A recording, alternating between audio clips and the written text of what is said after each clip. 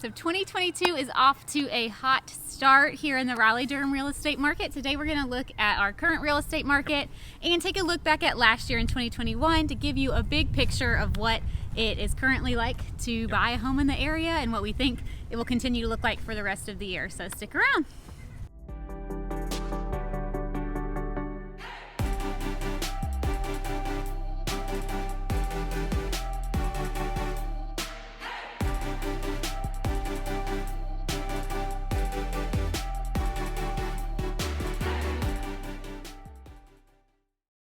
Hey, what's up everybody? Welcome to the channel or welcome back. I am Zach. This is my beautiful wife, Cindy. If you have not subscribed to the channel, make sure to hit that subscribe button in the corner. You can also hit the bell to be notified of every time we release a new video. That number on the screen, that is our number. We put it there because we are licensed real estate brokers in the area, which means as much as we love to make these videos for you, we love to help you with your real estate needs even more. So if you have any questions about the area, any questions about real estate in the area, we'd love to chat with you. So feel free to reach out. But today's video, Cindy kind of hit on it. It's a little different than past videos we've done. We tend to focus on, different neighborhoods in the area, different towns in the area and what they look like. But today we're going to talk about some real estate statistics, what the market looks like right now in 2022. We're filming this in March of 2022, so if you're watching this in like December of 2022, these probably not the same market. It tends to change pretty quick. So feel free to reach out if you're watching it later and you've got any questions. But for those of you watching it now, we're going to dive into what it looks like, where it was last year, and where we think it's headed. So with that being said, let's get started. So like most of the nation, it is a very crazy real estate market right now. A definite seller's market, beyond seller's market. I don't know any other way to describe it, but just a big supply and demand problem here, where there's just not a lot of inventory for sale and a lot of people that want to buy the homes that are for sale. So this has rapidly caused the prices to go up because there's 20 interested parties in one single home. It's not going to sell for the price it was listed at, initially. So kind of drives the prices up, and then it brings the values up of the neighboring properties. So you just have this like crazy, line graph going up like this. It seems like last year there was like no end in sight for when that was gonna kind of calm down. But I mean, there's so many people moving to the Raleigh-Durham area. It's one of the fastest growing areas in the country.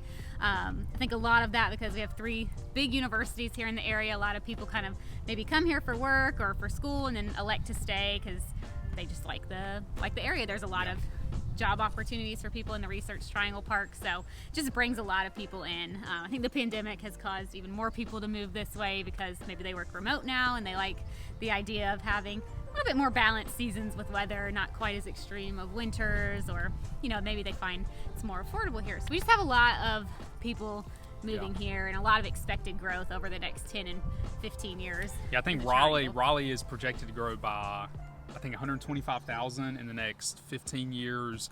Durham is projected to double in size in the next, next 30 years or so, which is just mind-boggling, honestly. And there'll probably be some negative comments from the locals below. Yes. But yeah, I mean the area is just growing. And what we experienced last year in the housing market in 2021 is really a result of that growth. There's just not enough houses to meet the demand and the number of folks that are moving into the area. So let's look at some of the numbers and data from 2021, and then we'll jump into 2022. Yep. So in 2021, from January of 2021, looking at the data from January of 2022, we saw about a 22% increase in sales prices triangle-wide. So that's going to include the entire triangle. So I'm talking about Durham and Raleigh, and then going further out like Fuquay, Holly Springs, Clayton, Wendell, And so when you narrow it down even further, some of those numbers can get higher or lower depending on the area. But 22% is a lot of money in a single year. No, it was a significant increase. So in Durham County, we saw average home prices go from the low 3s to the low 4s.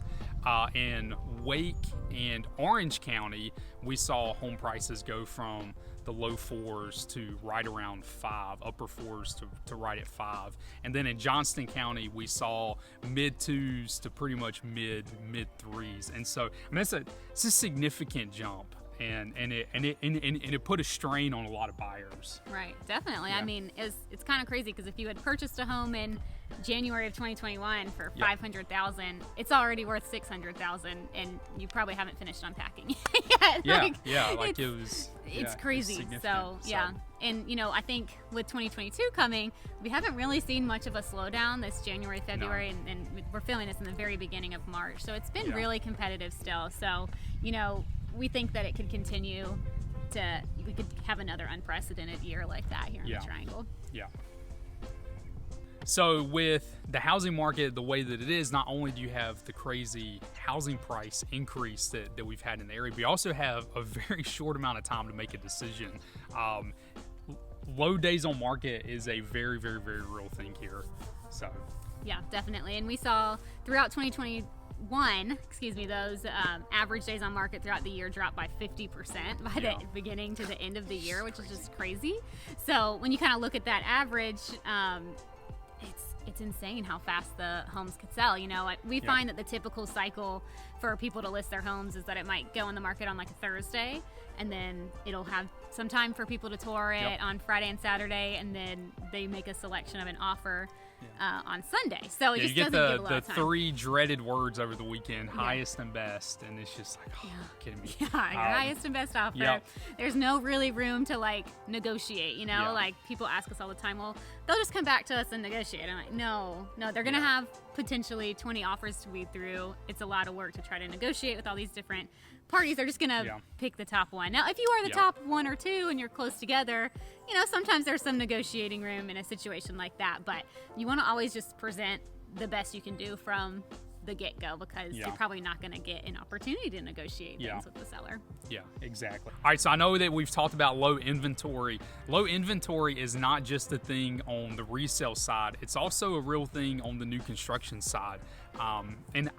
What we've experienced because of low inventory on the new construction side is every builder is pretty much functioning differently. So you have some builders who are doing wait lists. You have some builders who, and each wait list is different. Some wait lists, they have a link that is sent out to everybody on the wait list, and whoever clicks it first gets the house. Some folks, they're giving you time slots, and if you take advantage of that time slot and you essentially click the link during your allotted time slot, the house is yours. Other builders are doing highest and best, just as what we've seen on the resale side. And so low inventory on the new construction side has had a lot of impacts on folks as well. And then you mix that with the cost of labor and the cost of supplies and how that's risen as well. And it's made new construction really, really expensive. We found folks who can afford single family options on the resale side. On the new construction side, they're limited more to townhomes, and so it's just new construction's. It's been a challenge. Yeah, definitely. And in the past, even like a year ago, with a new construction, you might have some ability to make some choices as far as your cabinet colors or the type of countertops or something like that. But now, because of the supply shortage, they can't guarantee they can get these different things in. So the builder is making the selections and ordering things a year ahead of time to make sure that everything is here. So, you don't really get as much customization in most of these new neighborhoods. There's still a little bit, so we don't want to bring it all doom and gloom, but just as a whole, it's become a much different process to do a new construction than it was just in like 2019 or 2020. There are builders that are still doing what they call pre-sales, where you go in and you're part of the design process for the house, for the exterior, the interior. That does still exist. It's just not nearly as common as it used to be. Yeah. So what does this mean for you looking to buy in 2022? Yep. This video probably seemed very depressing. I think overall it still is a good time to buy if you can afford those like higher deposits and to pay above the listed price. I say that because the interest rates, although they're rising, are still really low. And plus, if you can earn $100,000 in equity in 1 year, that's pretty nice, you know? So not many other times in history has that been possible. It's pretty good. Anyway, just some food for thought. Anyway, so what does this mean for the rest of the year? I think it means we're looking at a similar year to last year. For what it's worth, Zillow has predicted that the Raleigh market would increase by 24% in 2022, which is about exactly what it was in 2021. So, you know, that would be another big increase. So if you're thinking about moving here, sooner is probably better than later if you're looking at it from a price perspective, because it's just going to continue to become more expensive. Additionally, they are predicting that this is the third hottest real estate market in the country. So it all kind of makes sense when you start thinking of, okay, third most popular place to live in the country or to move to. It makes sense that, you know, there'd be that much demand, right? So things are going to continue to get expensive, or more expensive, I should say. And then we think they're going to continue to be competitive. We hope that the interest rates rising will kind of steady things out a little bit, and that we see more inventory this year. But we can probably assume it's going to continue to be a competitive time to buy a home. Yeah. And obviously, interest rates rising, like, we don't say that in a calloused way, because obviously that will impact you if you're looking to move into the area, because it lowers your purchase power, and so it affects people, you know, both ways. I think it's going to lessen the competition, but it's going to make it harder for people to buy a home in the area. Right. And so there's, you know, it's kind of a both end with that. But I mean, you know, I feel like my job is to probably tell you to like buy a home right now, but like I really like it's a tough market. I'll just say that it is a tough market. There's a lot of cash that's going to be involved. It's hard to buy in the area.